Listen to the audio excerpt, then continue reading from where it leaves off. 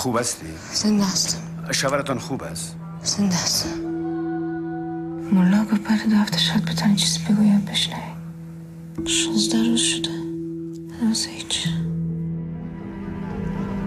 به جنگ میره. خوشحال است.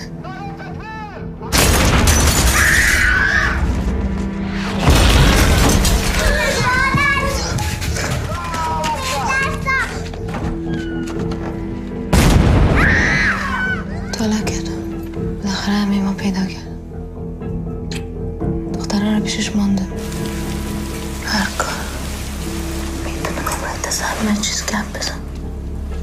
زنگ صبر من. تو برای از درد آزاد کنی. چیزایی که بعد 10 سال هر روزی فقط حال میتونم به تو بگویم. از وقتی مریض شدم همراهش گپ میزنم. هر چیزو برش میگم.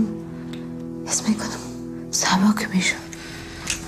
بیشی درو بیا. کارت چیست؟ جسم نه. به من لذت میدم. خوب شد که گفتی. اگه نی بر تجاوز میکردم. چی میخوایی؟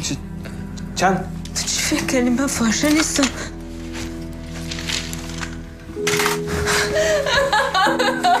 همیشه برات خواد گفتم. من نمیفهمم چی خواد فکر کردی. دیگه چه میخوایی؟ این بچه زود یاد میگیره. یک دفعه گرده کفک شدم از خنده. زود خود یاد تو انداختم خندم چوب شد. دستشو میگیرم. سر سینم میمانه.